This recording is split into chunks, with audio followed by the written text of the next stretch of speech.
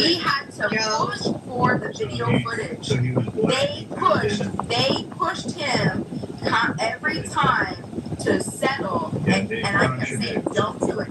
We want the video footage. We want the video footage. No, because we had to push for the video footage. And the point is, if we didn't have the video footage, Joe, if we didn't have the video footage, whose side would they have taken? No, answer the question. I want you to answer the question. First, answer the question. If we didn't have video footage, whose side would they have taken? Exactly my point. We all know the answer, Joe. It would have been it. Get them back to me. Don't let them get away with this.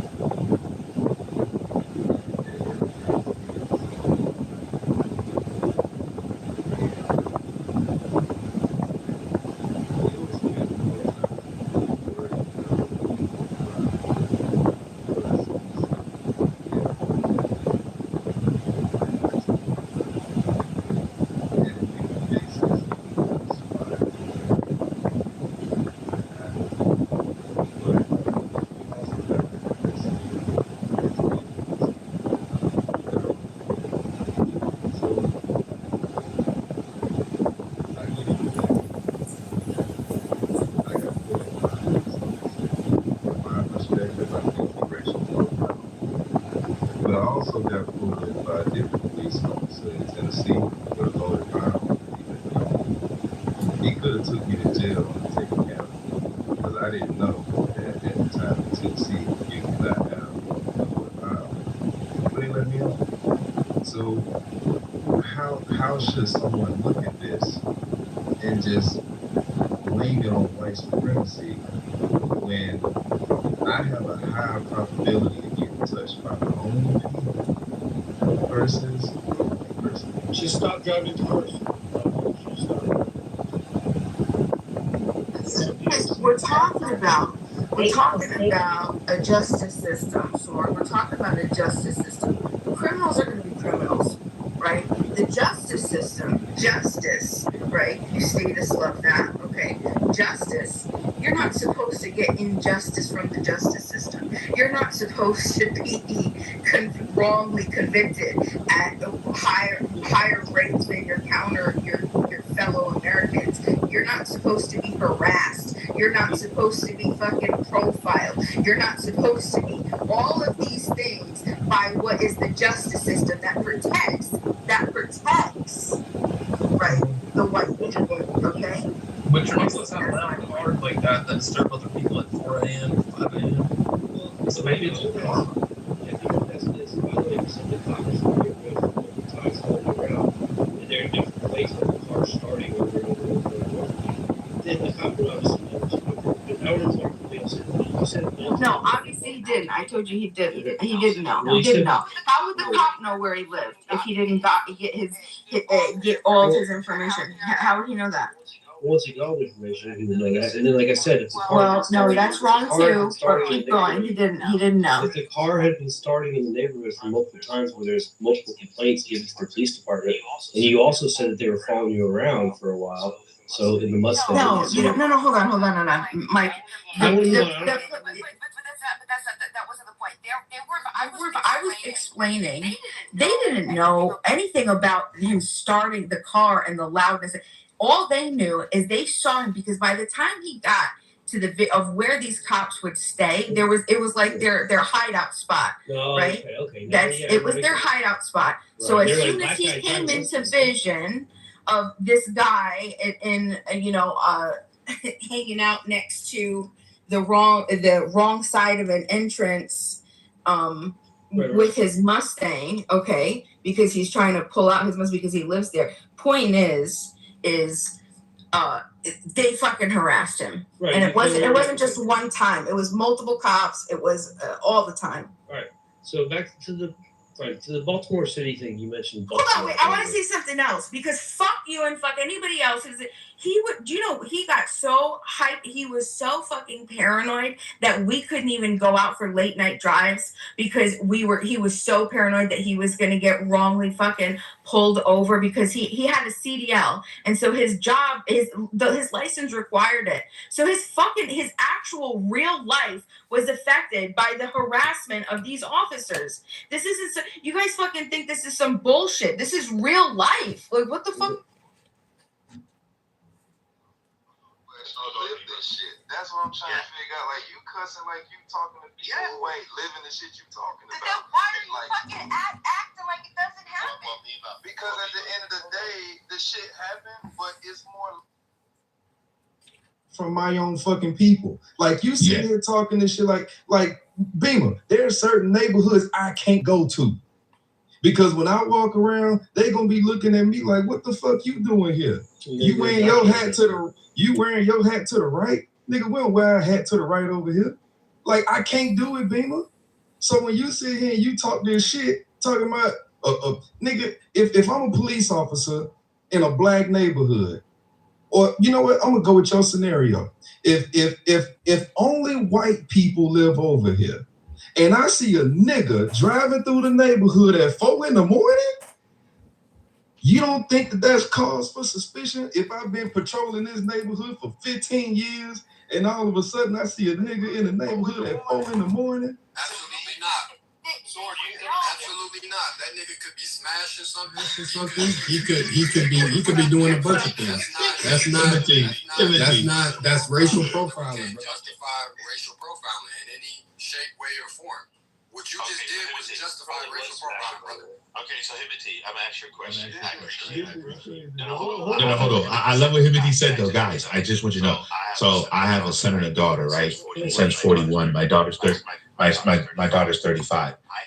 had to teach them about blacks being racially profiled. And my question to all of us, why are blacks being racially profiled? How do they come to determine these things? What's happening within community? And Sword said it earlier, okay? Why are we, quote unquote, ethnically black people, why are we the ones falling prey, Himothy, to racial profiling? Look, man, two things can be true. It doesn't make it right. Black people, everybody know black people are violent. Like Soy said, black on black crime, XYZ. That can be true. It can also be true that it's racial profile, man. It's just just from the stereotype of the norm of how black people act. I think that this nigga is going to do XYZ. That doesn't make it right. So, I mean, two things can be true, but at the end of the day, your job is to protect and serve. It's not to racial profile me. Himothy, I appreciate your, one second. Himothy, I appreciate your answer. The challenge that you and I have is that we only have humans patrolling our streets to protect and serve, right? And unfortunately, I don't know what's in the mind of a black cop, a white cop, an Asian cop. I don't know what they're doing, but I do know this, okay? Growing up in life, I know this for sure at 63 years old, that there are people that look like me that have done some nefarious thing. And what have we heard before? And we all heard this. I know we've heard this, okay? I'm just gonna say stitches. Everybody knows the rest of it, right? Yep. What's the code, Sword? Snitches get stitches.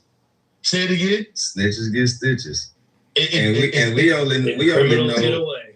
only know the part that she told us. We don't know nothing else other than how the story was framed.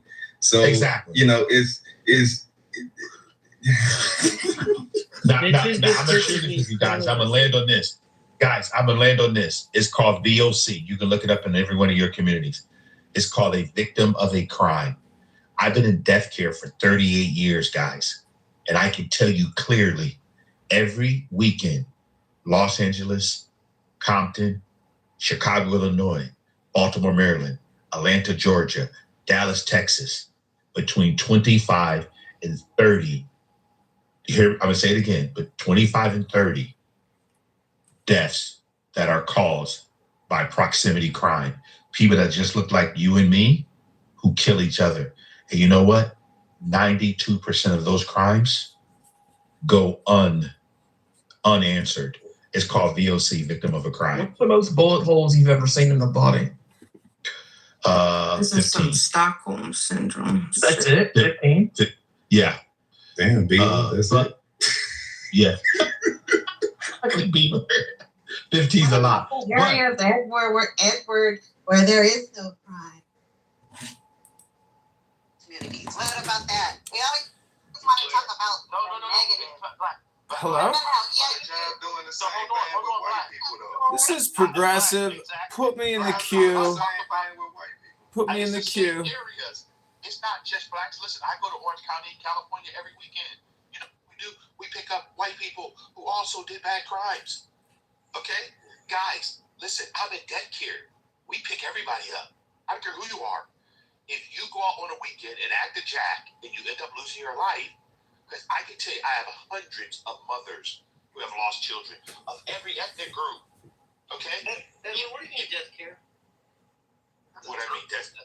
Like if you're out at a bar and someone asks you what you work in, do you tell them death care? Yes, I'm in the death care profession, Michael. What do you mean, like you're a mortician? Yeah, I work in the death care profession, cemetery, funerals, and cremation for 38 years. I didn't believe that you're free death care for everybody? Yeah. Universal death care? Yeah. But you don't do like autopsies? No, I don't do the autopsies. Oh, We have okay, to do that. You don't kill people either. I don't care exactly, Sword. Edward, what do you think about the movie The Big Lebowski? What do you think about the movie The Big Lebowski when they put their friend in the coffee can because they didn't want to get the urn? Have you ever had that situation before? What I'm sharing with you, this is something that's very serious, right? Because unfortunately, and I don't care, we can talk about ethnic groups and race and everything. When a mother loses a child to any form of violence at the hands of any people group, it's not good. When a father has to bury their child, it's not good. I don't care who you think you are. I've seen it for 30. But Edward, Bima says it's Stockholm Syndrome. It's Stockholm Syndrome. Bima is a Karen, and Bima is here to agitate, to irritate, and pearl. She's an annoying person, a highly annoying person. And when she believes that her baby is getting pulled over because he's a black man, she's projecting. She's political. Hello? Yeah. No, I know who that is. Go ahead. No, I just want to land. All I'm saying to you guys is this. It's really sad that we don't take this as very serious. And I'm going to say this, Bima, I appreciate you all the time. But you know what? You can't defend people who do wrong, no matter what ethnic group they're in. Okay? And I'm going to say to you at 63, okay, I have grandbabies that's growing up in this life right now. Okay? I want them to really be judged by who they are, not because we're going to keep making race the issue. And I hope that we can stop it. And the only way we're going to stop it is us stop blaming other people's bad behavior. You're never going to stop politics, Edward. And African Americans and Bimas of the world. One second. I don't know where I justified. Yeah. Yes. Censorship and fascism isn't going to stop. Just watch. I'll get muted. The censors of the green beans. Criminals are criminals. That's not what That's not what I'm talking about. I'm talking about a justice system that intentionally targets, harasses, and terrorizes parts of our community that and since the 1700s. Okay, we're not talking about, and I explained this. I talk about this started in the slave patrols. What was the purpose? What was the purpose of the slave patrols? Anybody know? Let's guess. Capturing slaves. The slave patrol. The purpose of the slave patrol was to make sure there were nobody sitting around idle. Whoever was in the area of the colonies had to be working for the operational hours that was passed by the legislation of that colony. They were also there to catch runaway slaves and take them back to their plantations. Oh yeah, that's a little later, but yeah, we're talking about that's true.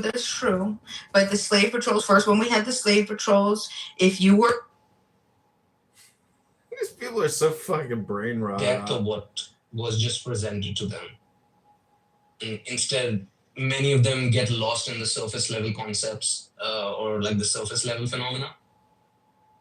Yeah, you're talking about engineers, right? Yeah. Vanity here. Thank you guys for doing the Lord's work.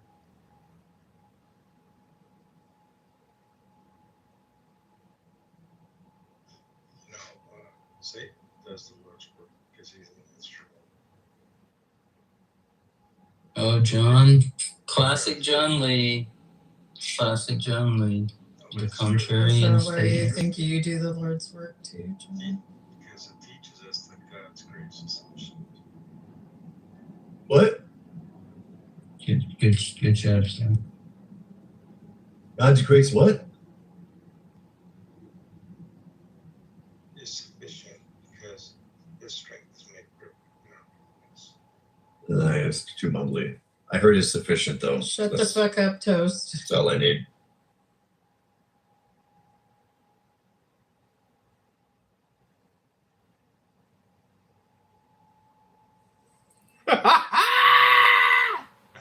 We blocked. No, but it's kind of died down here. Well, it's like when someone gets in like a like incessant rhythm like that, everybody just tends to like zone out. So it takes a while to rebuild the conversation. Right. And as Proverbs 26:20 says, for lack of wood, the fire goes out. Oh, plenty of wood. Let's go. John, why are you so quiet? Don't be quiet. I need to be louder. You're in a room. What? He's like in a bunk in the shelter with like his head under the covers and his little AirPods. This is going. Man, since nobody else is really talking about anything right now, how many of you have went to go see the new Spider-Man movie? I loved it. It was fantastic. Not somebody else. I watched the first half twice. Can't listen to that shit. We're gonna have to go to music.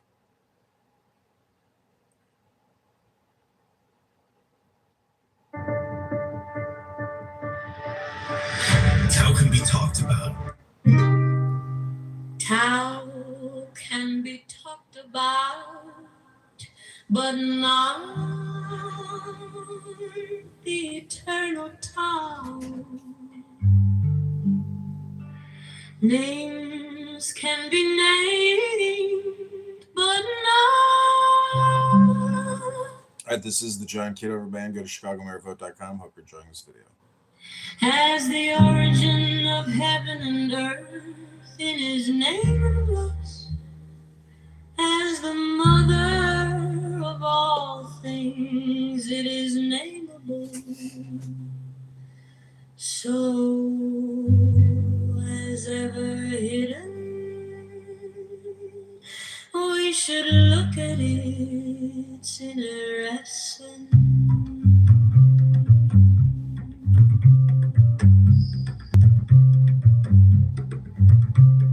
When all the world recognizes beauty as beauty, this in itself is ugliness.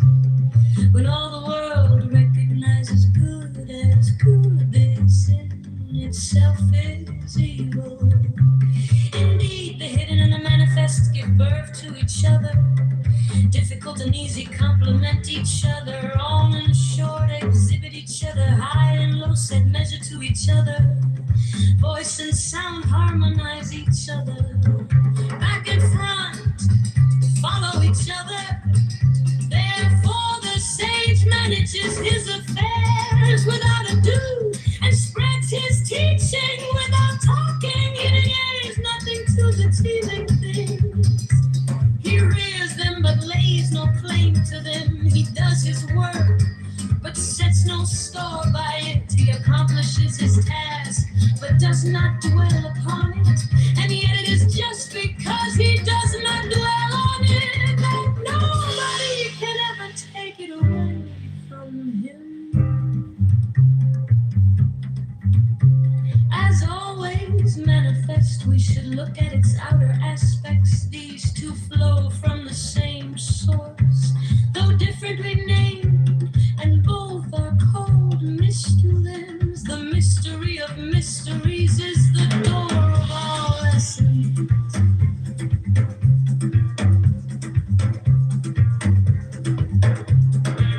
By not exalting the talented, you will cause the people to cease from rivalry and contention. By not prizing goods hard to get, you will cause the people to cease from robbing and stealing.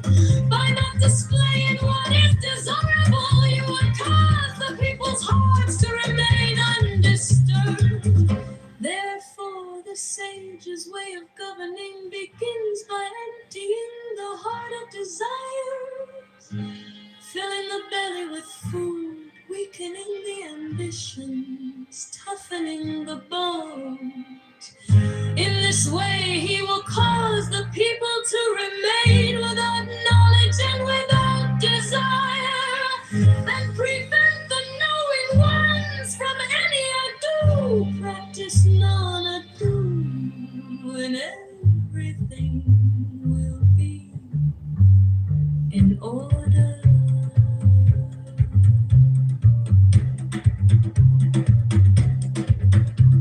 The town is like an empty bowl, which in being used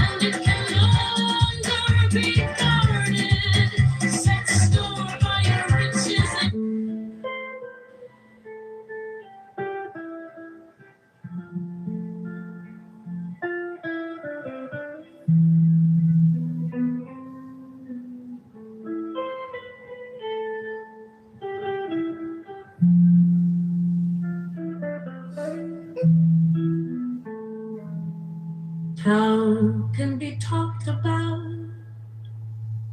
but not the eternal town?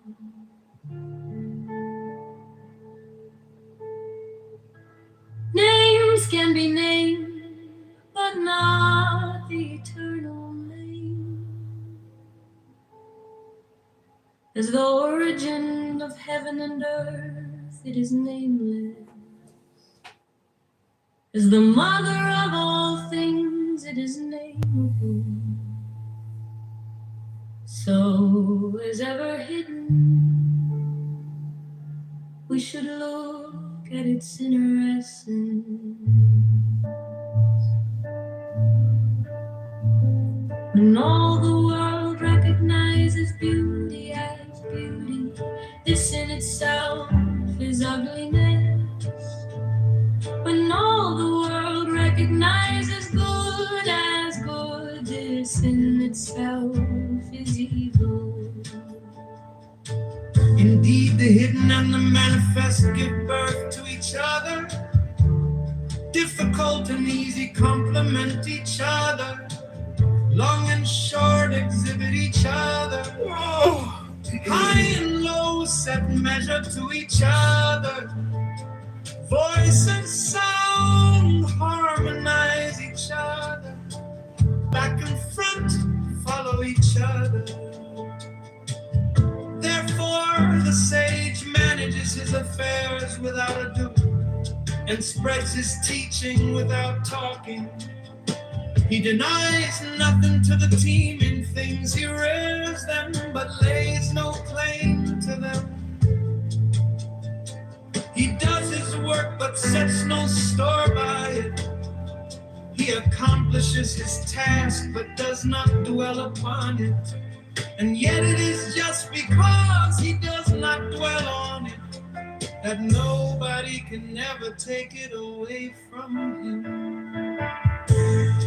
As always manifest, we should look at its outer aspects.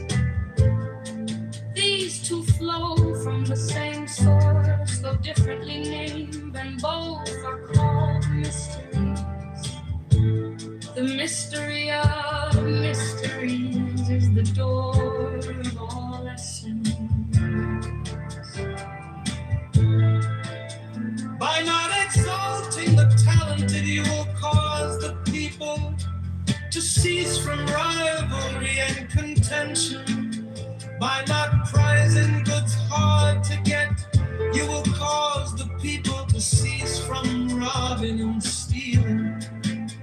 By not displaying what is desirable, you will cause the people's hearts to remain undisturbed. Therefore, the sage's way of governing begins by emptying the heart of desires, filling the belly with food, weakening the ambitions, toughening the bones. In this way, he will cause the people to remain without knowledge and without desire, and prevent the knowing ones from any ado. Practice none ago, and everything will be in order. The towel is like an empty bowl, which in being used can never be filled up fathomless. It seems to be the origin of all things. It runs so sharp as is, it unties the wool tendrils, it harmonizes the roots. It unites the world into one womb of infinite. Yet it seems to exist forever. I do not know whose child it is. It seems to be the common ancestor of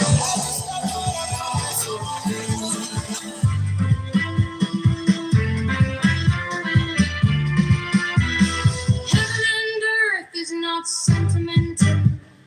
It treats all things as strong dogs. The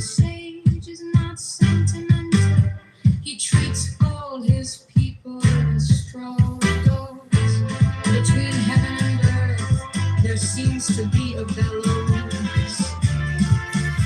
It is empty, and yet it is inexhaustible. The more it works, the more comes out of it. No amount of words can fathom it.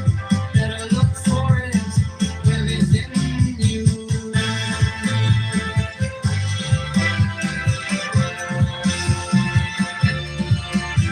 The spirit of the fountain dies in what it is called the mysterious feminine. The doorway of the I work for the IT department. I work on access control and security surveillance systems. Oh, okay. Fucking stupid. They're dumb as fuck. Hello? Yeah. Not you. Yeah. Oh, it's what's his face? It's Edmund. Hey, John. Hey. How you doing? Oh, I could be better. I could have dumped my load in this hot 20-year-old sugar baby who sucked $500 out of my wallet today. Death to sugar babies. Is that what you were going to say? That's disgusting, Edmund. Death to sugar baby. Because the moment they start running around the mall and like they can't stop grabbing things, you're like, uh-oh, we have a problem. Yeah, and you didn't even get laid. Didn't even get laid. But I confirmed human behavior is obnoxious, immoral, rotten, low IQ, mendacious, felicitous, ridiculous, retarded. You ever notice that? Did you read it on sugarbabies.com? No, Hinge. Oh, wait. People on Hinge are like sugar babies? Yeah, a lot of girls will say I'm looking for something more transactional. Oh. But I don't like to do that. And this girl literally just got like a great gift, and then she calls me up and she's like, "Would you Zelly me like more money because I want to get this pair of pants and this shirt from Victoria's Secret?" And I was like, no, absolutely not. Like, you have to at least take pictures of, you know, the $300 worth of shit that I got you before, you know, you can go to the next stage. You have to progress and utilize them. Like, you're somebody who is ordering more food at the table, but you haven't even finished your appetizer or your entree. So no. And she's like, okay, well, what about tomorrow? I'm like, anyways, everything is just for a day. Everything, you know, tomorrow is like Groundhog Day. It really just does. It does reset, and everything you did today doesn't exist tomorrow at 8 a.m., 9 a.m. It just doesn't in the eternal now. So, you know, your 16-year-old self, when you're punching yourself still in the face and you're like, why didn't I kiss that girl? Or why didn't I ask that girl for her number? It's all just for a day. So what that means is tomorrow, whatever that Latin motto is, seize the day. That's all you can really do, gentlemen, is seize the day. Wow. That was definitely a monologue. Edmund. Thank you, Edmund. It's just a friendly reminder that everything is just for a day. Even this retarded app of losers who are just basically Karens. What do you perceive me as? I don't know, just a dude, you know? A dude trying to get laid, a dude trying to get money, but a dude who is also is actually probably very lazy and actually not that interested in what you claim you're interested in. Because I do know, I have many books on Kabbalah and Torah, and these books by Jewish sages are very smart, and they can... What do you mean I'm not interested? Because I don't think I'm interesting, but like... No, not interested in getting what you want because you're lazy and you don't read books. If you had a book club, I could confirm that you're on the right path. But you don't. You're a schmuck. I hate to break the sad news. From one Michelin patrilineal to another Michelin patrilineal, brother, You have to fucking tell me your top 10 books. You have to tell me what the 10 key extract summaries are, and you got to learn them. Otherwise, you ain't going nowhere, dude. You'll be on Clubhouse 10 years from now, still saying to yourself, what happened? What happened? What happened? Got cooked. Bow Bow wow! Bow wow! But I'd like to think that I'm open to criticism and yeah, he is. allowing I know he is. my ego is to, be on display, and that's fine. So I'm just curious to know. It's a constant need for criticism to kind of help or be more self-aware of my issues. Because there's only so much I can internalize. I mean, if you were to like text me, off of this app and say, hey, I want to start a book club, give me a list of 10 books, and you were to read even one of those fucking books, I would say you got a chance. But I'm not kidding you. Like, this is friendly, constructive advice that there are many books out there that are like external hard drives, and they can totally change your life. It's just like the Matrix, like, how do I fly a Black Hawk helicopter? It's the same shit. Read a book by a Jewish sage, and you become a Jewish sage. It's that simple. Like, are you really reciting Matrix or something? I'm just telling you my experience. The whole thing is you have to make deposits into your subconscious mind because you can't really remember all that much, but it just changes your personality. But it really is. You're just like putting shit in your subconscious mind, and it's there operating. It's like it's basically, we are fucking computers, and if you don't actually update your operating system with books by the sages, by the mystics, your shit's going to be boring, and your life is going to be boring. I'm telling you, like, the name Kitover is related to the Baal Shem Tov, and I open up a Jewish mystical book on Kabbalah today, and it's sitting there talking about Kitover. And he had to move to the Carpathian Mountains, smoke a lot of weed, and read another book by, the Baal Shem Tov. The Zohar, they say, is, the big thing. I mean, how familiar are you with the Zohar? Have you read it out loud? The Zohar is freaking not the book to read. It's one of the books. It's fun. No. Don't listen to this faggot Bow Wow. What I'm trying to tell you is... Now, Alistair has had a chance to cook Bow Wow. Bow Wow, now I want you to cook. Go for it. We're live on YouTube. No, I doesn't say. It's not laziness. I do work. My mode right now is depression, and I do get stunted from progressing, and those are some of my deficiencies, unfortunately. I know, but you say you work. So this is the thing, is your definitions are fucked up, because karma equals work. So what you're saying is your depression stems from your lack of work, not because of your work, but because of your lack of work. Basically, if you were to submit to my experiment and I were to say, hey, come to my biodome and you're going to get through this program and you'll get paid for your time, so you don't feel like you're wasting, you would come out of my MK Ultra program and you'd be like, bro, I'm not depressed anymore.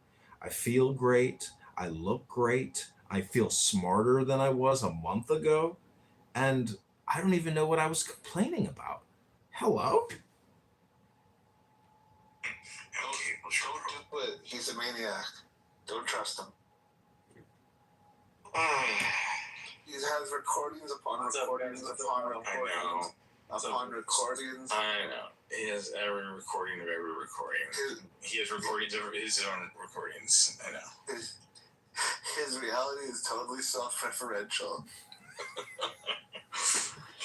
What do you expect of Edmund? That's all he has going on right now on this app.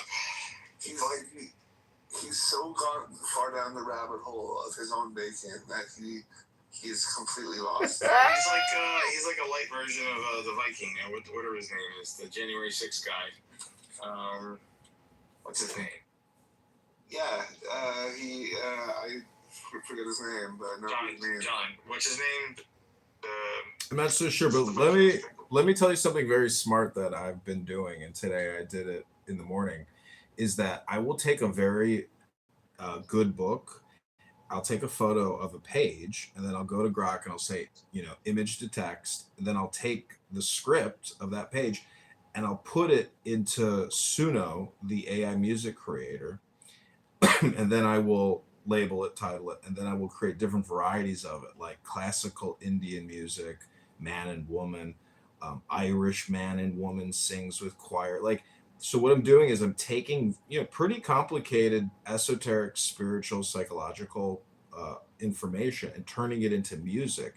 And so in a way, you don't necessarily have to read books. You can use books as the basis of music and program yourself that way. And so just a little tidbit that I'm on the cutting edge of intelligence when it comes to material or content and using AI to create the future of education and music for the liberation of mankind. Hello? Wow, that was a whole lot of gibberish. That was pretty.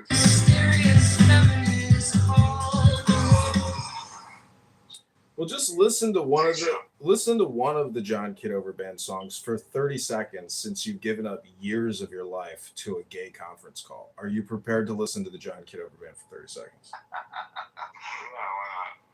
Okay, here we go.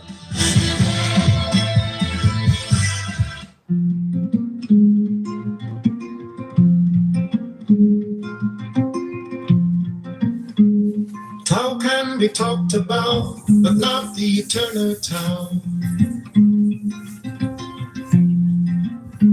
Names can be named, but not the eternal name.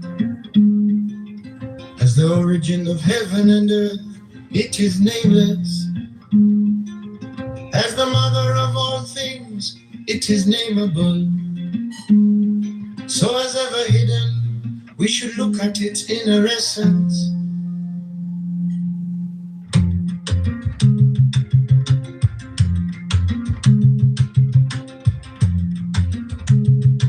When all the world recognizes beauty as beauty,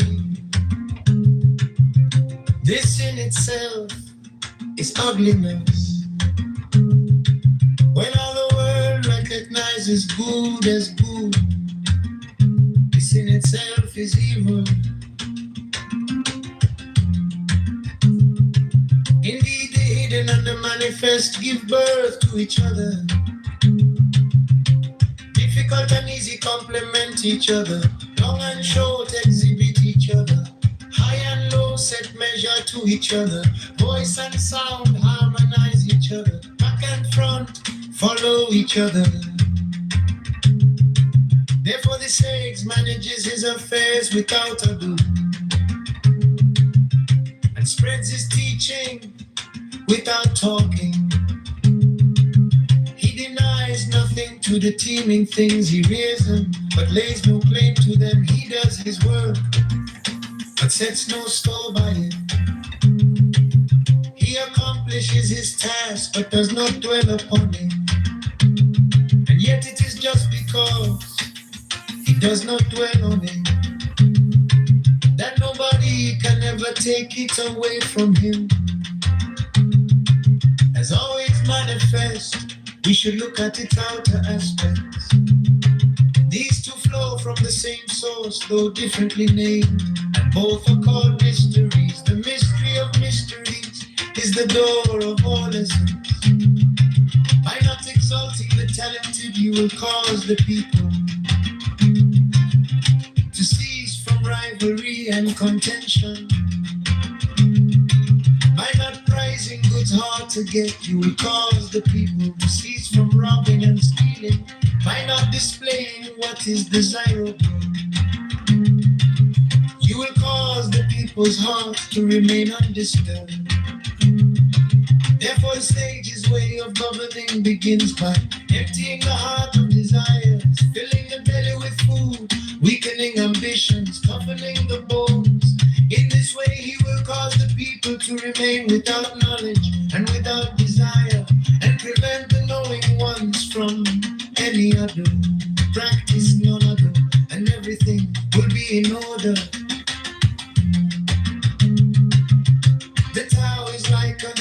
bone which in being used can never be filled up, fathomless. It seems to be the origin of all things.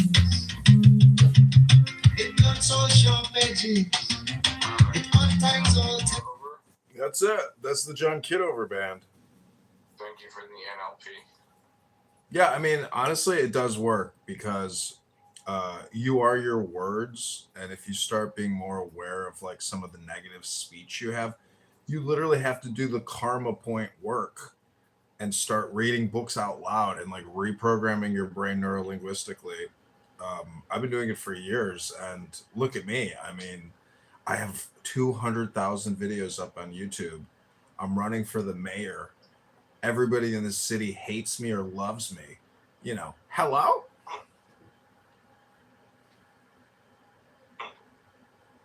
That's awesome. If you just come on here and you listen to that cunt-faced piece of trash bitch, Al, you know, I mean, you're gonna fucking come to the conclusions sooner or later that you're wasting your time listening to low IQ communication. It's very low IQ communication transmission on this app.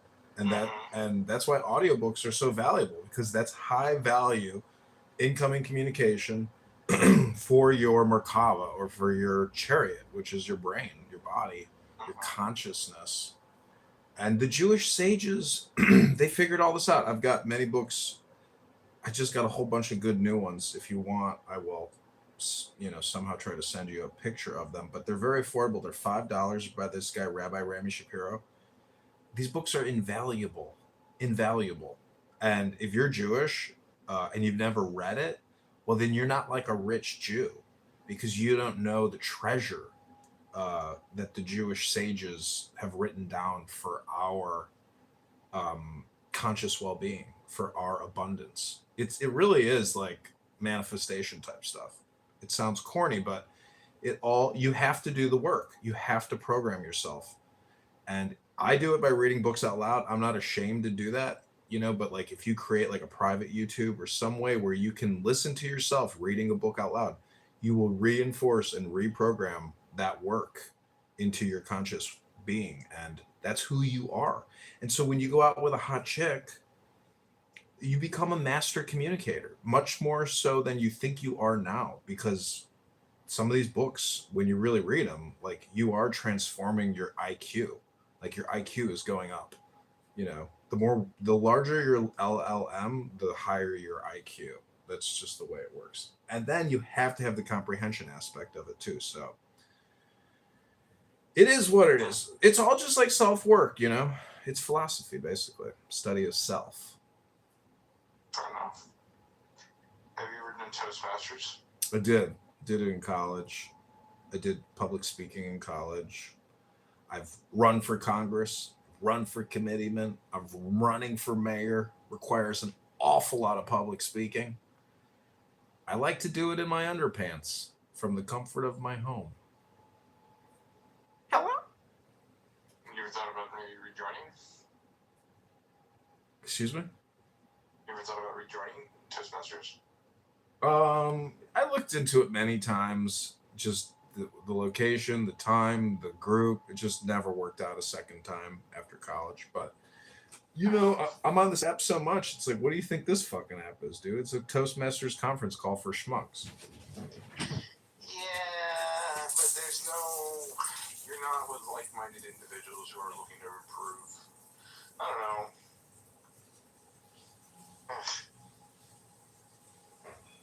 Nobody intelligent enough are there to promote the same thing that you're there for. So I don't know. That's my perspective. Who knows? So when's your next run? I don't know what your deal is. Are you running for anything else right now? Are you kind of in between something? Didn't you go to didn't you have a court thing? What was the whole deal with that? I didn't put the puzzle together that way.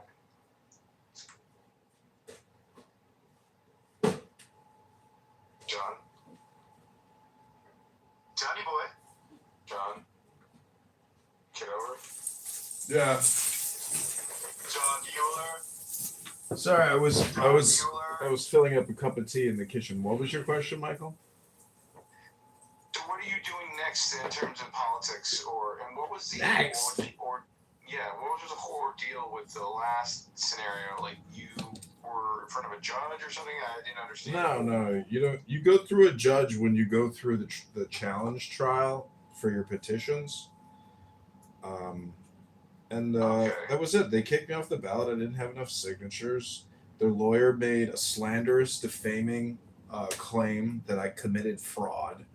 I called them out on it. I've called out the congressman for committing actual fraud, and that's the end of it. But fucking loser faggots like Marshall Rankin, who's a fucking door knocker and a ballot harvester for a liberal Republican in Texas, he's like, "Wow, they're real busy, but we're still working on it. We're gonna get them." That's what Marshall fucking faggot Rankin said in a room one day. And so, anyways, I won't forget it. But listen, yeah, he's retarded. All communication is politics. When they defamed me, it's The worst politics. is when you have like a high estrogen autistic individual. Those are the worst. You mean like a... Listen, that's been going on throughout human history. Do you know how many governments and like how much conflict there's been between what you might call normative people and what you just described as being like an NFR?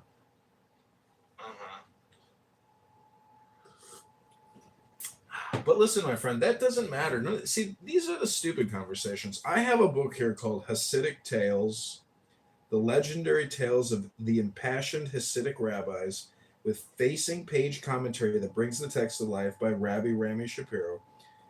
And Skylight Illuminations is the publisher. If you haven't read these books, dude, but you've spent years here talking to fucking faggot retards on this app, but you've never cracked books over the past 5 years. Excuse me, sir?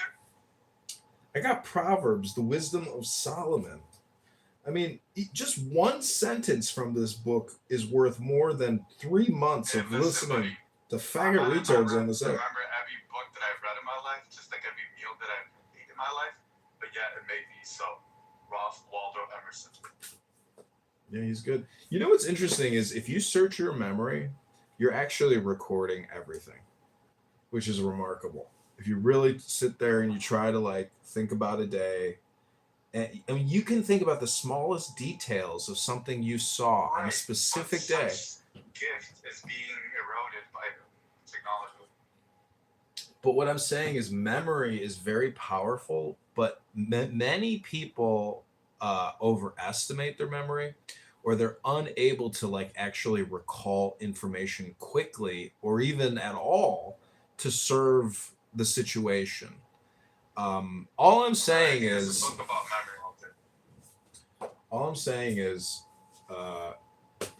I got this other book, The Wisdom of the Jewish Sages, a modern reading of Pirkei Avot by Rabbi Rami Shapiro. This is page 13. It says, Hillel and Shammai received the teaching from Shemaiah and Avtalion. Hillel said, be disciples of Aaron, loving peace and acting peacefully, loving people and drawing them to reality. So when we were talking about neurolinguistic programming and doing self-help work, oh my God, that's called reading a book. And people on this app are retarded. So if you just come here to this retarded app and listen to retards program your NLP, you're going to be retarded. Hello? You're telling me to get a life? Sir, is that projection? Do I need to turn on the projection activation detection system and roll out the projection mirror? Excuse me, Projection says you know what? I've noticed? What?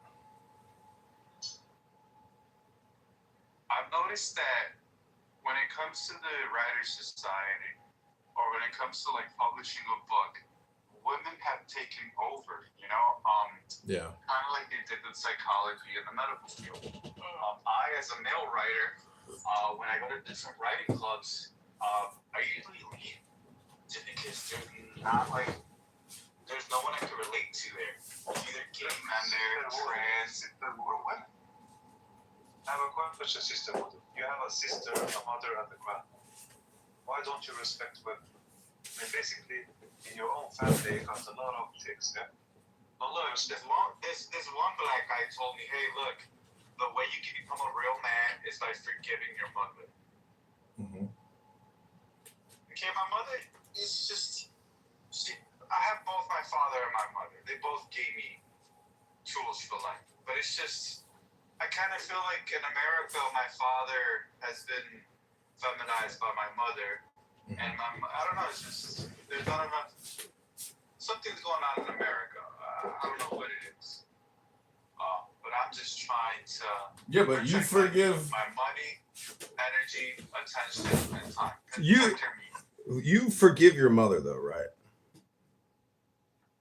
Yeah, you know, you said that. Look, I don't know. There's a quote, and I think the black guy's name is something Lee Peterson. He's a political commentator, and I don't know if he's a part of the manosphere, but our mothers and our sisters, they're women at the end of the day, you know. Not trying to say that I hate women. No, I don't. It's just that I became a man when I realized that men and women are not created equal, and we're not the same. Even though society was telling me for 20 years, oh, you're the same as a woman. You and a woman are equal. You and a woman should be equal to us. No, that's not true. I'm not saying that the woman is equal to a man, because, I mean, if I slap a woman, she can't do shit, yeah? You understand the point? I understand it. I'm not saying that you're... Yeah, and if a woman says you raped her, you can't do shit. Yes, because unfortunately, the law is with their side now. But, I mean, if you can prove your innocence, then I guess that's it. Yeah, good luck. I hope you have $20,000 on the side.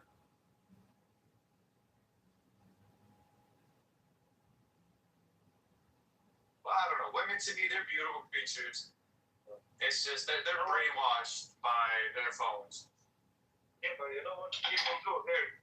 Basically, before people here unfortunately have sex, they ask the ladies, do you give me permission? So they record it, you know. I mean, that's a classic, though. Oh, wow. Yeah, no, that's great. No, for real, because they ask. Because some of these girls, you know, they're so fucking brainwashed that you literally say their name. Like, for example, Sarah, do you give me permission to fuck with you? And then you record it at the same time. No. My lawyer advised me that if you ever have sex with a woman, you have to say, would you like to have enthusiastic, consensual sex with me? That's to cover your ass. That's fucked up. No, that's pretty smart. That's pretty smart. You're pretty much vulnerable to litigation. I mean, you got to have money to even be vulnerable to litigation. But the thing is, what you're doing is you're framing it for the woman to clearly identify the boundaries of what's happening here. And also, you're reinforcing it in her own consciousness if there's a future conflict where you're like, hey, do you remember when I asked you that? And you said yes, like you confirmed it. So what are you complaining about? Hello? Yeah, but some women in court will go against you to death. They're like, don't remember, oh yeah, he did tell me this, but in court, because I've had friends go through family court, and dude, wow. So, Do you know the story? So much perjury happens in court. It's fucked up. Do you know Steve Wynn, the famous billionaire who opened up the Wynn Casino on Bellagio and all that shit? He went and got his like fingernails done, you know, mani-pedi at some salon or something, and he banged his nail salon technician. He thought that she wouldn't know who he was, so she ended up suing him, and she won like $3 million just for fucking him. Like, not even because there was a conflict, just because like when you're that rich, like she can say whatever. So I guess he settled before it ever went to trial. And he's like, but could you imagine being like, I fucking having to pay $3 million for fucking some mediocre nail technician. And it was consensual. Yeah, mediocre sex ed ex-wife, but it was consensual, right? Why? Yeah. What? Look it up. Women have Look it so up. much power. I'm gonna look it up. I believe you. I believe you. I've been studying cases about where men get. Okay, look, I'm not trying to downplay that women. There is cases of rape, there is cases of assault, there is cases of abuse. I'm not trying to downplay that. But damn, and there's loopholes in the system against men, and no one talks about it. Divorce, getting married and getting divorced is the biggest trap that society sets because you get having kids. I lost a friend to suicide because his wife all of a sudden didn't want to live with him and the kids. Wait, he left him. You got married, right? And divorced, right? No, I never got married. Oh, I thought you did. I got engaged and she kept the ring. I spent like $17,000 on the ring and she kept it. And I had insurance on it. So I called Geico and I said, hey, I got engaged. I ended the engagement. She didn't give me back the ring. Am I entitled to any damages? They said, probably not. We don't know. We'll call you back. They call me back and they're like, we still don't know. It took them months. They call me finally and they're like, sir, we have a check for $23,500. Where would you like us to mail it? I was like, oh, we're going to sushi tonight, boys. Engagement ring. Yeah. Fucking, my uncle was like, now you believe in insurance, huh? I was like, fuck yeah, I believe in insurance now. Fuck yeah, dude. Well, that's so. How did they do any investigation or? Yeah. Did they go after her? Probably like, hey, yeah. I need that ring back. Yeah, they said, give us the ring or give us the fucking difference. Oh wow! So they probably they paid you, Geico called her or sent her lawyers, and she got. Okay. And I only spent $16,500 on the ring, but I insured it for $23,500. So they paid me the full appraisal. What I insured it for, because the appraisal sheet says it's worth this, and then they pay you what the fucking appraisal sheet says. Wow. Is it a one-time fee for insurance, or did you pay monthly or something? I think you pay like biannually, maybe. I don't know. So that's pretty crazy. And did that break you psychologically, or the engagement? Yeah, and breaking off break and it. all that, did it go down bad? Well, I I'm did a painting with this hot Hinge chick that came over to my house and rocked my world for a weekend. And we did a painting together, and on it says heartbreaker, heartbroken. So there's two modes, either you're heartbroken or you are a heartbreaker. And I'm not really a heartbreaker, I don't but it's really like what they say, in the trenches on Clown House, where they say, nigga, everything's just a one night stand, bitch. I mean, it's basically like Denzel Washington, training thing, either you're a wolf or a sheep. Just choose. Yeah, basically. But I want to fall in love. Yeah, but so the saying is, love is the law, love under will. You have to maintain the will.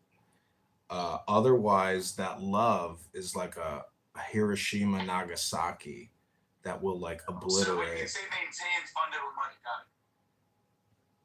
In a way, yeah, but yeah, also respect, brother. You need respect, bro. Basically, if you found what can I say? I mean, it depends also which countries you come from, of course. If she's from a garbage country, where it's allowed to be gay and all this fucked up shit, of course you're gonna be a bitch, Yeah, a feminist, a liberal feminist, progressive, pluralist, Democrat, communist, socialist cunt.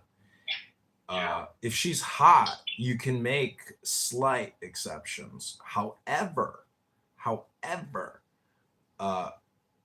it's just important to remember that everything is just for a day, and when you bust a nut, Some bitches, you're like, I can't wait to get you the fuck out of my house. Other girls, you're like, oh, I would love for you to stay. I would love to spoon you. Yeah, especially Spoon if you they all have night. nice titties. If they have really nice titties, I would love for them to stay. I mean, bro, look, basically, guys, I don't know where you're from or what you believe is, but I mean, if you really want a good girl, I mean, like a good chick, go marry a Muslim. I mean,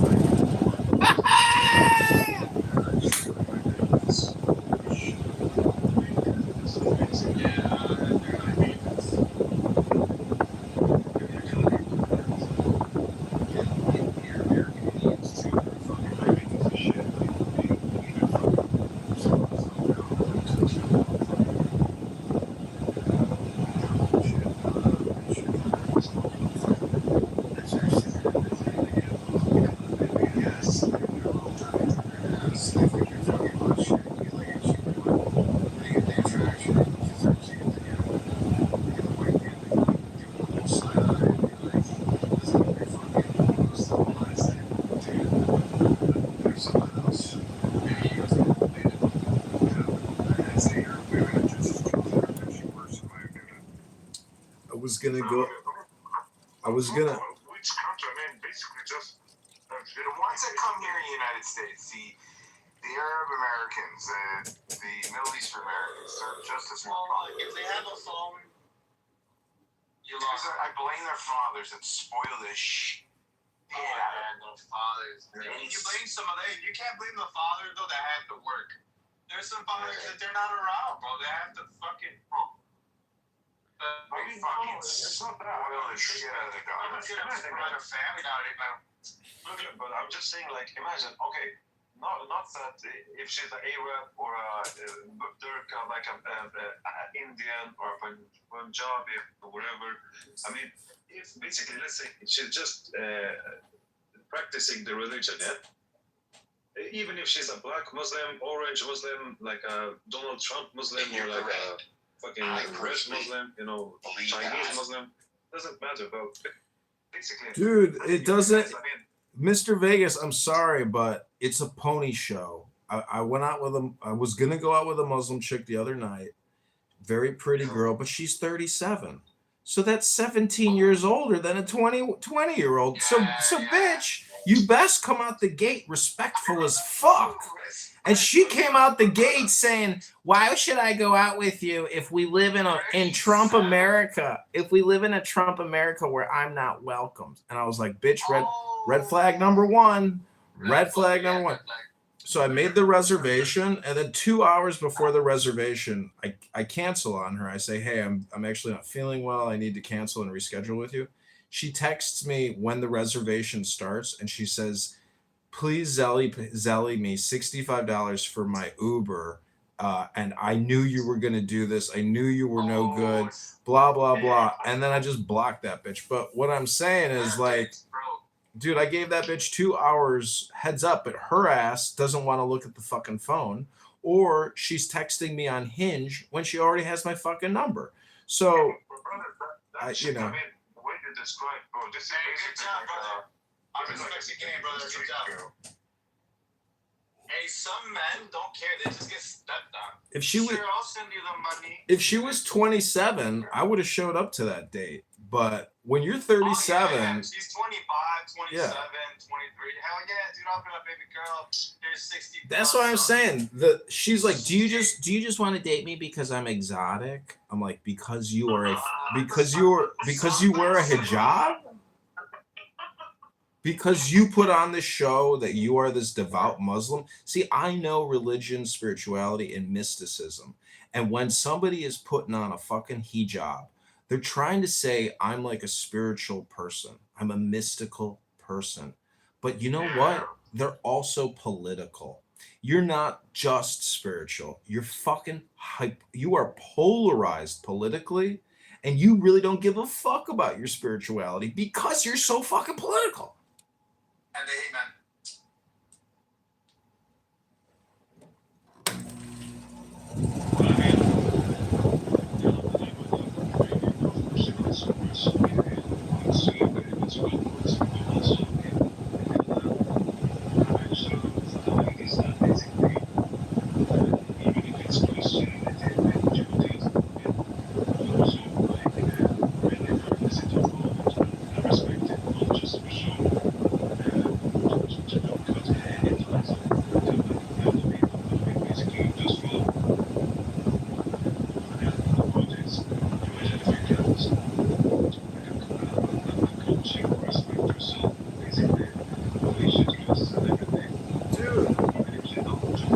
a show. It's not the fucking book club. When a bitch pulls out a bibliography of the top 10 books and she wants to talk about the fucking book club, then we can start examining her religious, spiritual, psychological beliefs. But otherwise, it's all just fucking makeup on a big dude. Do not believe the outward facing appearance of a woman. If she doesn't have a fucking book club, she's just another fucking side. Anyways, the police gave me a ticket for being Jewish. Hello?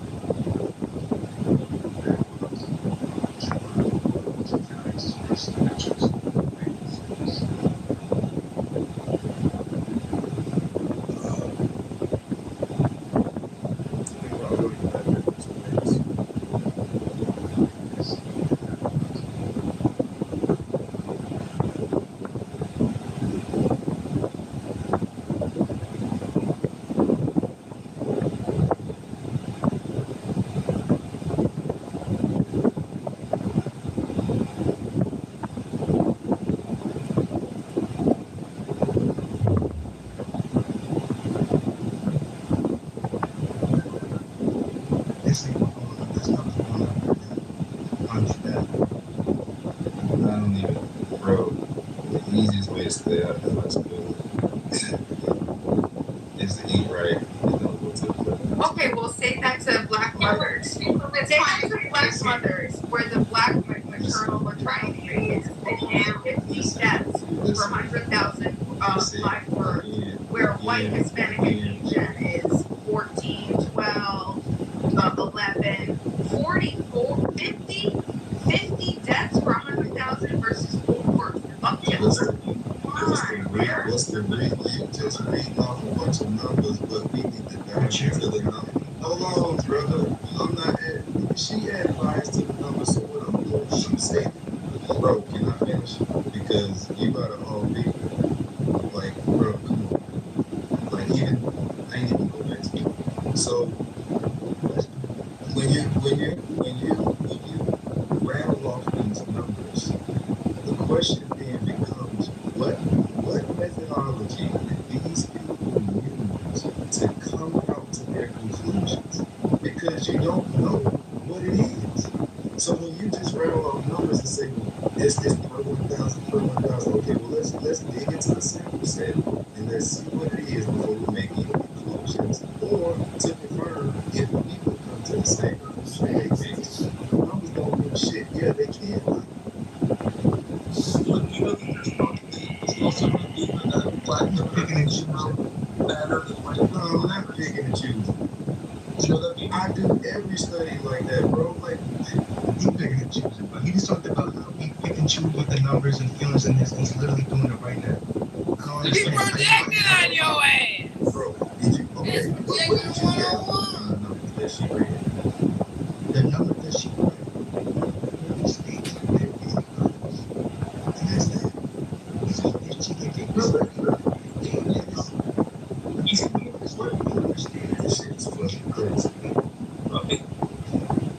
Black women on average weigh 20 pounds more than white women. So they're more likely to have complications during childbirth that lead to death. That's just a fact. You're going to have to first prove that women of that same weight in other races have the same complications. If that's equivalent, that's equivalent, then. She said now he has to prove. You see, the only thing that I'm saying is we need to do the same thing by investigating the report. Let's go into the proof to confirm if we come to the same conclusion. You told me I was picking and choosing. When Beaver gave a reason or a possible reason as to why that paper could come to that outcome, she said you got to prove it. But when I said to prove it, it's a problem. I'm picking and choosing. She said Beaver said that Beaver. She said that. You guys are trying to make her say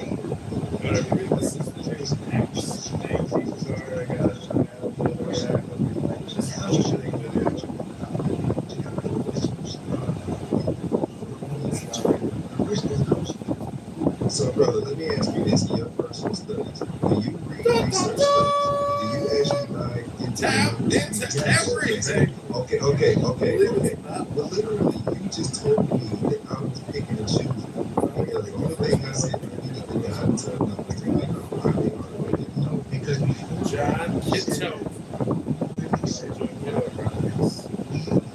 You're victims. This thing you can chop up cell phones over there. They chop things up. That's just not good. Wow. X. Pennsylvania, you said. To get you that information. What she did was based on the way that she emphasized what great is. And then she never made a claim before. This was the first one she pulled up. She talked about the medical field.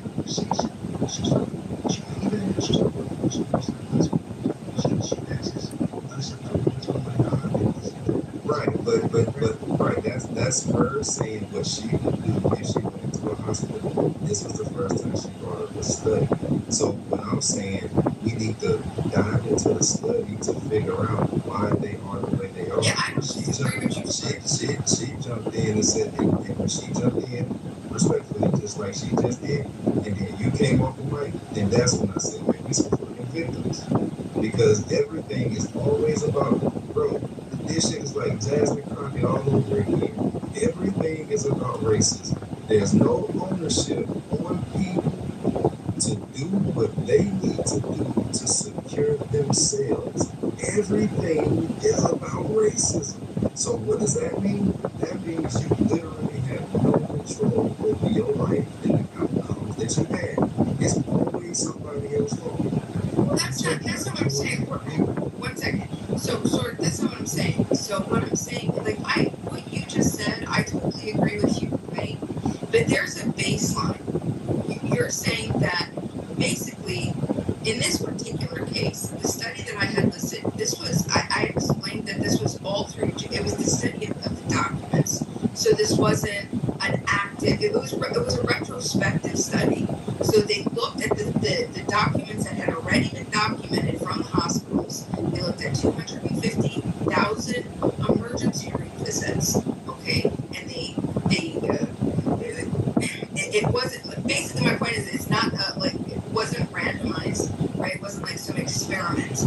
This was looking at the information of what is provided, right? And you could say, the things that we can't say 100% is, this is racism, right? Because I wouldn't be able to prove that.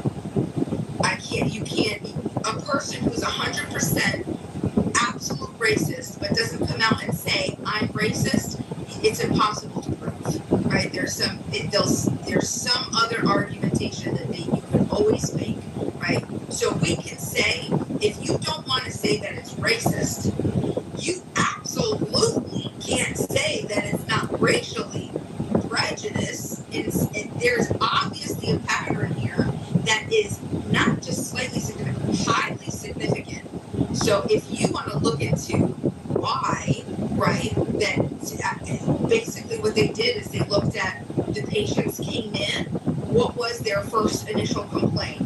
This was documented. They read the complaint, right? They read whatever the complaint was. Then they looked at what their scores, what the nurses gave them for their scores. And then they looked at what they eventually were diagnosed with, or whether they had more intensive subsequent workups after that.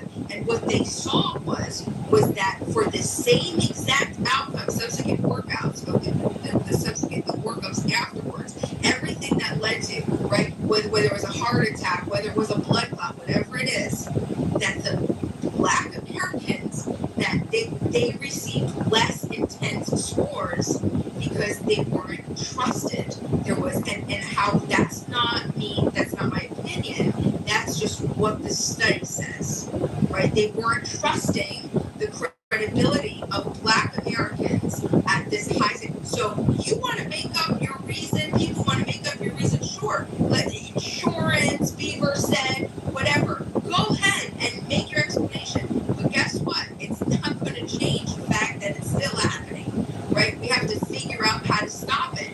And your ultimate, and this is the last thing I'm going to say, which was frustrating, because you're like, we are responsible. Yeah, of course we're responsible. But in this particular case, you're saying that Black Americans have to be more responsible and more vigilant than white, Hispanic, and Asians in America. They have to be, right, but I'm saying, and that's what I'm saying, I'm putting it out, I'm saying, that's not a society I want to live in. I want to live in a society where everybody's comfortable. That's my point. Doesn't mean what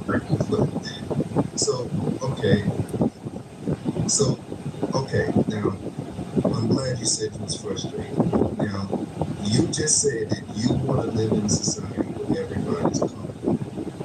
Now, would I be biased or racially profiling you when I hear you say something like that, and then you read a study, and the outcome that the study says, and you automatically jump on that sides with what you're saying? Am I racially profiling you or being biased towards you because you revealed your bias in this sense? I'm not understanding the question. All right, don't worry about it. Let's go to something. Now, the results of that test said they were less trusting, right? That the nurses that gave them their initial, yes, that they believed that they had that Black Americans had less credibility in explaining their symptoms, like their pain threshold, how or what they were experiencing. Can you put the study in the chat? So it was She's talking about the city.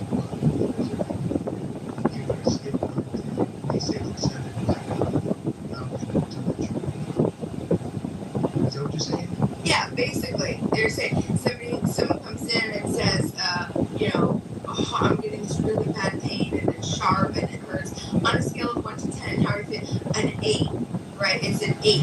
Then they'll put on their side the severity index of what they feel after assessing you, the urgency that you need to be treated, and how much they're trusting what you're saying, because they're either going to put you ahead of somebody, they're going to put you in a severity. It's called the severity something index, right? This is the back.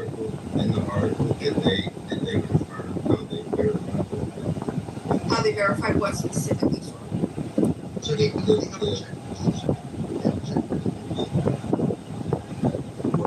did they confirm? Well, I'm just gonna say, what if the triage nurses? They've worked for 20 years. They know. Like someone in the chat, maybe like try to. Is this their fourth visit to the ER this month? Say they have a hit on the pain scale. Are they a junkie trying to get a quick hit? Like that.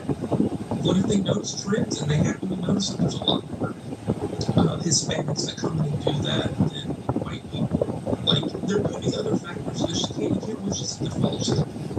The triage nurses are real racist. They don't like black people. Yeah, but the problem though with this study though, Beaver, one second, the problem with the study though is that the cases where the nurses gave them low priority and didn't trust them, they ended up having the severe and the same symptoms as somebody who was white, Asian, or Hispanic. So let me tell you, don't call that. Like it's going to be explained by that. Yeah, that'll be covered by point. Wait, hold on. This is the question. This is the question I wanted. Hold on, brother. This is the question I wanted to ask. In the article,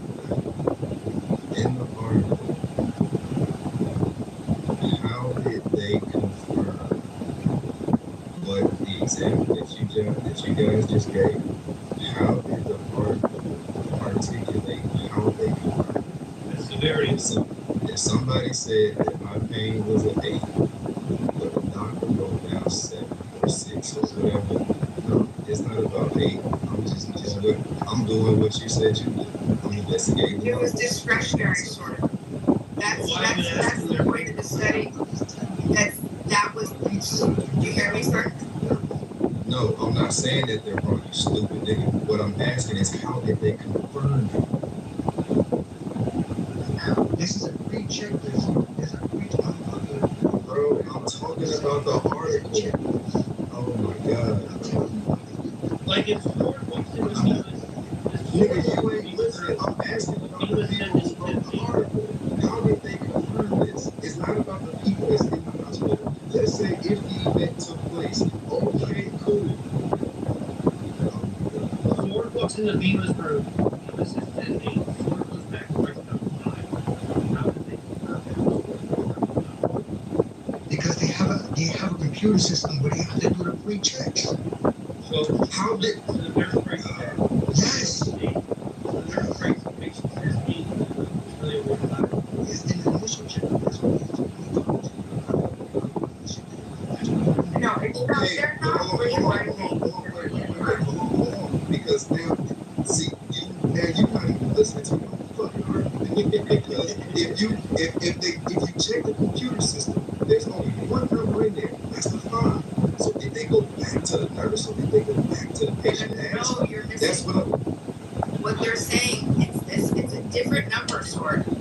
If they say that they experience this pain, right, and it's an 8 or something, they put them on a severity index scale. It's something different than the number that they've provided. I understand that. Right? So what I'm asking is how did the people that did the research that put the 250,000 number together, they're saying that when the people went into the hospital, they gave the nurse one number.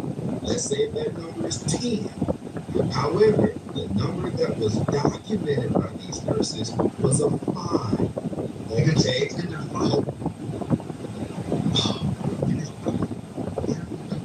How many numbers is in the file? You're saying if they came in and they said 10, and the nurse might be the file patient said 10, but I'm going to change it to an 8. There's 2 nurses. Right. I don't know. Now, if someone came in and said, I'm experiencing a level 8 pain, right? Then the nurse, the triage nurse, assigns each patient a level or a treatment area. Whether they're a level 1, a level 3, a level 6, a level whatever.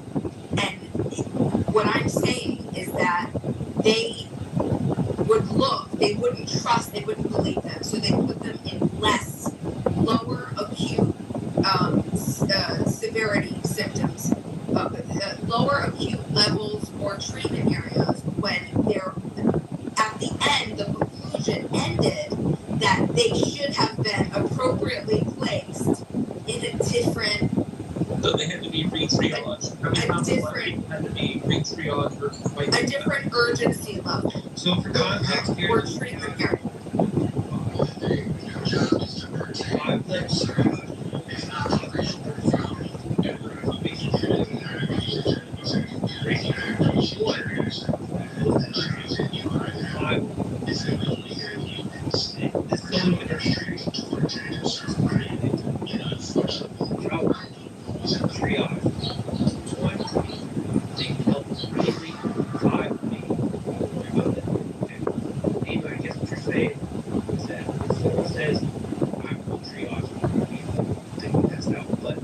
They're like, I'm a level 1, and I agree with that. You're saying the nurse will go back because they're black. They're like, yeah, we're not that. Well, something like that, like for exactly something like that. So, for example, how they compare in this particular study, so what they did is they looked at black ER patients, white ER patients. Then they said black ER patients that came in that said they experienced chest pains like this, and white emergency patients that came in that experienced chest pains like this. Black patients that came in with abdominal patients that explained this, and white. And they looked at it, and the black patients received less urgent average ESI scores. It still doesn't answer my question. He's saying that they said, okay, did the nurse document what they said? According to him, they're saying that they didn't. They only wrote down one number, which was the observation that the nurse felt like the black person was experiencing. So if they only documented one number, which was the observation of the nurse, how do we know that there's a disparity between what they documented versus what the person said? Because they recorded it.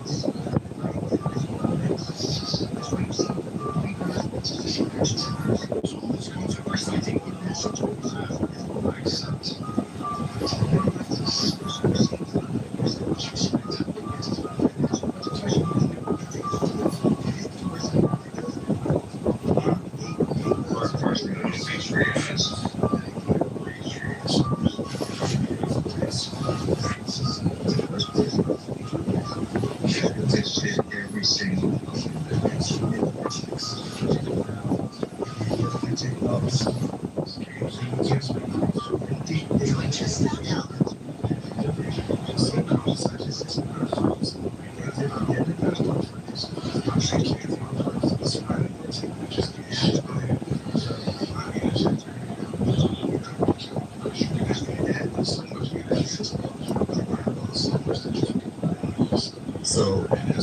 So now we have two things, because what I'm trying to understand is the people that did the research.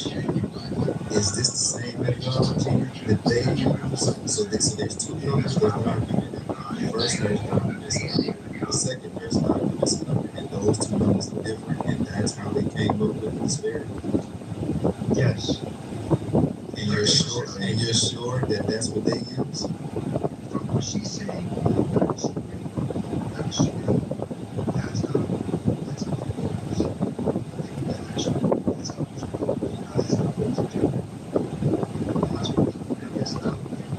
that's a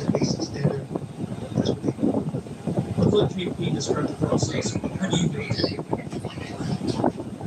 Once you walk in, as soon as you go through the ED, whichever you want to call it, depends on your state. Most of us, we call it ED. You walk in, say you have a diabetic. Come in, you sit down in the chair. What's your name? Nobody lies about that shit. Because guess what? If you get caught lying, that's your license. You're cooked. So that's bullshit. What this lady is saying, that's bullshit. I didn't say that they didn't write that. I'm saying they assigned them an ESI number. Do you know what that is? Can you explain to the room what the ESI number is? You tell me what an ESI is. Because we don't talk in no ESI. What's your phone number? I've been doing this shit for 4 years, okay? Severity index, right? Severity and triage.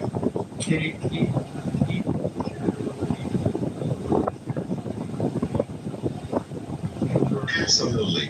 Absolutely. Because you have drug seekers.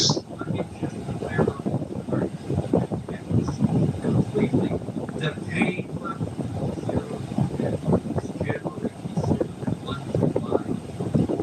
when comparing one person to pain, it's considered unimplied. So the patient is said, come in, they might say, I might be a 10, so you know. If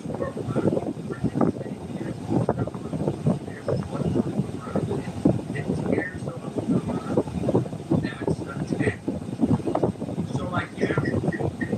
most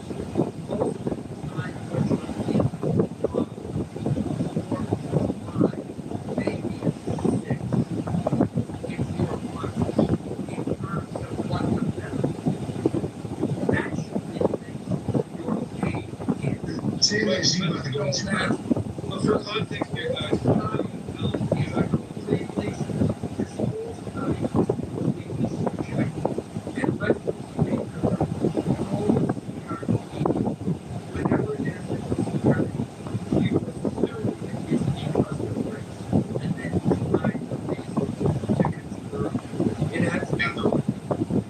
just for context. Okay, so the white supremacist spoke, but the white supremacist was not aware that this was a retro. Hold on, white supremacist. All right, wait, hold on. Don't call out the white supremacist. That's very He is. I'm sorry. I believe that. So this is the thing. This is the thing, white supremacist. Sir, white supremacist. Beam is seriously.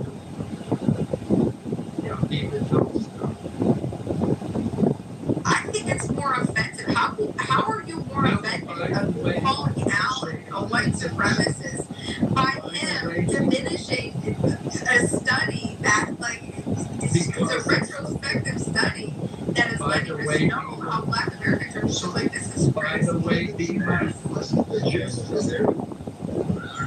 You can call this about this. An outrage. They look at you with the study and the check. They got police. They look, if there's a phone number, those people in the jail. he was not talking about there's those with patients. There is the word. Now there's like there's those patients asking she's talking about triage. There's only one person doesn't tell nurse triage, nurse decides. Level 1 is like cardiac arrest, you've been shot. Level 2 is like you're having a stroke. You're like having a respiratory status or heart attack. Level 3 would be like you're in a little bit of pain, but you're stable, it's not too much. Level 4 and 5 is like, yeah,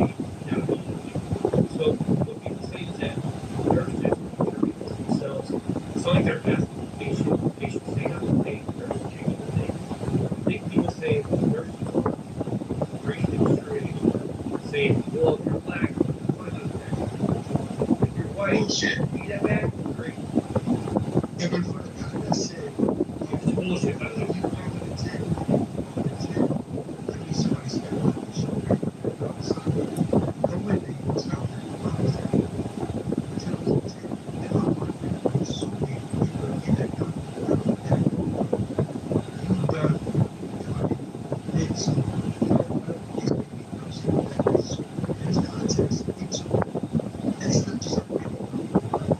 The lady who did it, and also, and what you said is exactly true. It's exactly what she's saying. Is that superior levels of natural down to superior levels that she knows. Yeah, But if Mike is right, then he did. But I go ahead. This happens in real life. Like, Let me just give a quick example. I took my brother to the ER taking pictures for kidney stones. He knows to tell them he's having chest pains. If you tell the triage nurse you're having chest pains, they will take you back faster and he will get the pain medication faster and end his suffering. But if you don't tell them that, you will sit in the ER and suffer until they can see you because kidney stones cannot kill you, but chest pains can, so they get priority. So if you lie, which he did, and you know, told me you had chest pains, they will see you right away, then they will give you the pain, and then it will pass. So that's how that's one way it can apply. So maybe they would believe a white person over a black person. I don't know. But go ahead. this happens to me. This happens to me. I went to the ER one time. So like I was moving some shit. My shit got real fucked up, right? I was like, I pulled muscle. I was like having a hard time breathing. I was like, oh, like my wife's like, she's fucking out. I want to go. She's like, this fucking out. So I went, right? I was there. Checked me in. So I was sitting down. This guy was weird. Sporadic. Breathing. The dude nurses. The desk cigars down. Not even taking the back cigars down. These things I thought he's like, the guy was taking the back, reaching files, cigars down. The guy's talking all the most right. So I get up, I kind of go to the guy's desk. Let's take my back to me. I'm okay. I'm not a lot of pain. The nurse looks at me and goes, Charles is a motherfucker. You're going next. The dude that came in there all freaked out. Didn't have any drugs. He was pain meds. So he's just looking to go to the ER. Got pain in the back. He was fucking pain meds. So he lay there and sleep last time. And the nurse knew that. So the nurse took me first. Yes, we know these motherfuckers.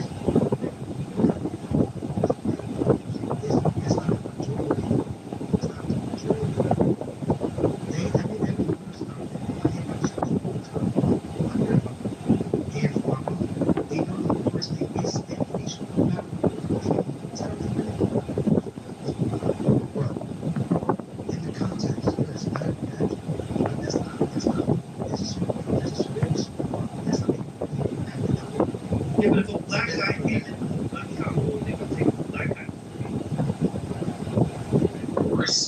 Right, but That's outside.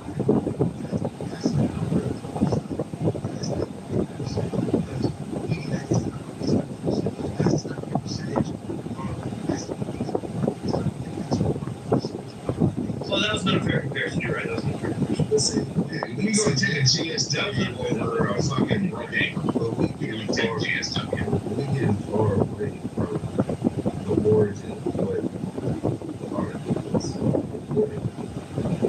So if we're saying that, well, let me back up. Alan, Robert, I'll let you go first. You're right. They're saying they're fudging the numbers. Yeah, Alan. Yes. Alan. It's just white, not black. Well, every fucking nothing. Riley, I'll tell you what's really fucked up is reading through this study. I work in an inner city hospital. Okay. It's bullshit, this study. It's bullshit. Bullshit. Maybe some small, there you go.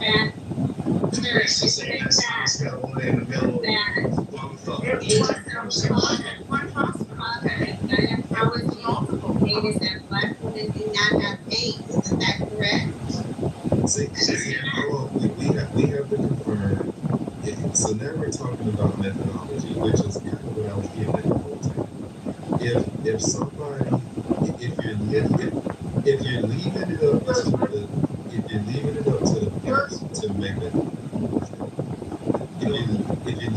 to the nurse to make a judgment call, and that's the only number that the interaction is going off of, how do we attribute that to racism? What they did was they used, so yeah, and like I said, if you don't want to call it racism, no matter what we call it, you can't, there's definitely a racial disparity here. Like this is purely racial, the evidence, right? This is a retrospective study that's done. So you can call it what you want, but what they did was they took all of the white patients and they used that as the guide, right? And then they took Black, Hispanic, Asian, and they compared them. Came in, they gave, there was a categories, right, that they gave, 5 categories, like heart, chest pain, shortness of breath, I forget the other one, vomiting, abdominal pain, nausea, stuff like that, okay? And how many people did they look at? Hold on, 250,000. Okay, that is wrong. Okay, so looked it up. So you could 222 medical students. It was mock scenarios. Okay, yeah, that's a different study. That's a different study. No, this is real. This is a retrospect. Alan, I'm talking about a different study. Alan, we're talking about different studies, honey. Yeah. Listen to what I'm saying. About? I'm talking about the study that's called, let's see what it says. That's what they called it. From the Western Journal of Emergency Medicine, racial differences in triage for emergency department patients. And where was it done? This was done over. And I can guarantee you, ma'am, multiple hospitals, and ma'am, if you would like, I will fly you. No, I'm looking at the right to my office. And you can sit there. Of Virginia stuff. Well, I don't like that title. Yeah, no, that's not. I don't like that title, but there is a disparity. Okay. There is a disparity though. But that title means it uses that word racial, but it's just saying white versus black. You know, situations essentially. But I don't like that word. She said racist. That's not what they're trying to say. But I understand what she was trying to say, like bias and the differences when it comes to the numbers that they were trying to. I don't like how they. But it says racial though, right? Man, I will fly you to my office. You can see that shit, and you will understand it's no racial bias. Hold up. The context is for the title because it's just a title, right? So we don't see it. The context is what happens in the white African. No, what happens in a white and African American. How it differs. That's the context of the title. Have you read the article? It's not talking about. She said it. Have you read it? Article? No, I have not read that. Okay, so you're speaking. I have family in facilities. My God, bro! 2 generations and more. You literally making this shit up. But you don't know nothing. You just assuming shit. I don't know. That's the reason why I'm asking. That's the reason why I'm asking. I'm asking because I don't know. Preferential treatment based on urgency. You ask questions when you don't know. You don't sit back and eat popcorn because that's how you end up in the hospital. Preferential treatment based on urgency. You ever been in there? There you go. I'm asked because the question is, this is the reason y'all keep getting hung up on this, and I'm trying to figure out how. Understanding this, y'all said in the beginning that the nurse would hear a different number and then write down a different number. For two different things, Sword. They're two different, and it's not. But you understand that, right? No, because you're repeating that. Here, do you want? Can I give you the breakdown again? Because they're not writing down a different number of pain. I would like to read the article myself because for some reason I'm finding it very. Well, I keep explaining this to you, and I don't know why I keep going back to them rewriting a different number. That's not what that's not what happened. This is how y'all frame. I'm trying to tell you, this is how y'all frame it. Lie in charting. People walked in. God, if you lie in charting, crazy. That is your ass. There is no lies. Hold on. Do you guys understand no lies? Y'all literally just zero changed lies. The whole. This is no lies. This has to do with the credibility. This has to do with the belief of the credibility of the patients. God. That's what this entire study is on. Okay, you come in there. So when somebody comes in and they say that they are experiencing something, then the nurse assigns the ESI. And even with the same exact symptoms of white patients that they gave, okay, for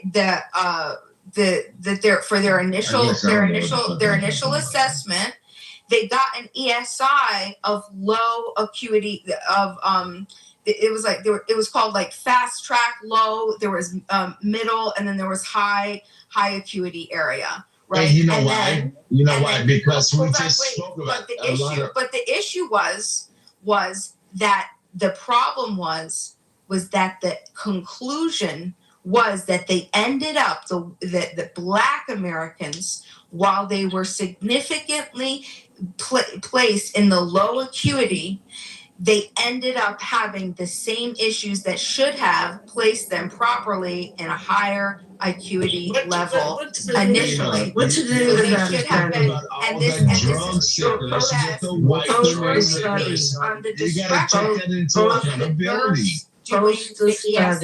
This is what happens when you're trying to find racism where there's no racism.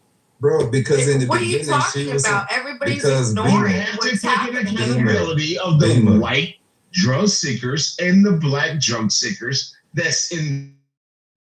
You come in here and I know you by your fucking first name because guess what? You want that 5-hour high. Bima, when you were talking in the beginning, I don't know if you recall this or recognize what you were saying, but you literally were using the term trust. You said that the nurses, okay, correct. So now when you use terminology like that, now I have to look at the person who's conducting the audit to confirm. How did you come to the conclusion? The audit person wasn't there. So how did you come to the conclusion that there was a trust issue when you were not there? Right, so I can explain. I'll explain. I'll try to explain one more time, okay? So this was a retrospective. So what they did was what was the name of the study? They told Alan, please, I already read it.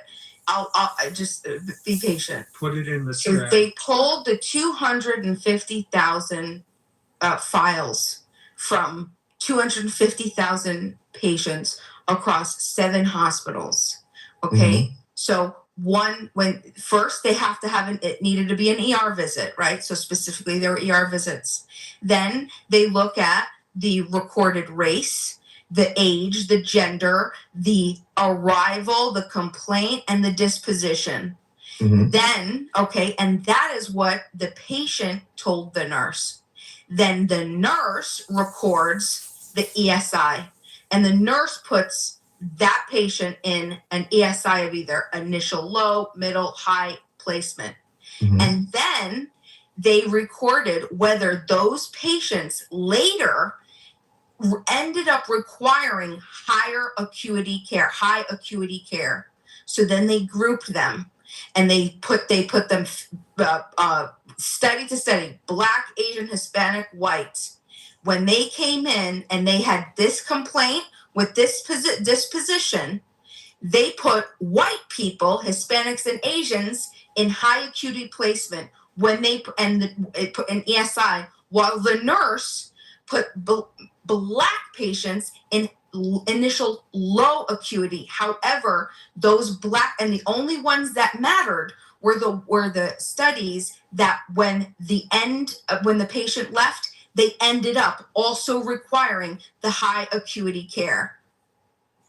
Okay. Now, thank you. So now this still leads to more questions. Okay. Well, no, because it's funny that when y'all actually took the time to listen, you can actually answer the question.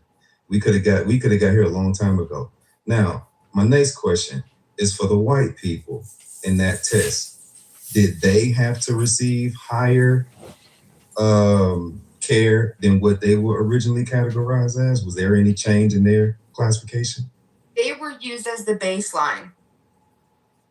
White patients were used as the baseline. So you don't know. No, I'm saying that white patients were used as a baseline. So Hispanic, Asian, and Black Americans were based off of what they received for the results of what white Americans used. Yeah, that doesn't answer his question though. It exactly answers his question. Well, Good night.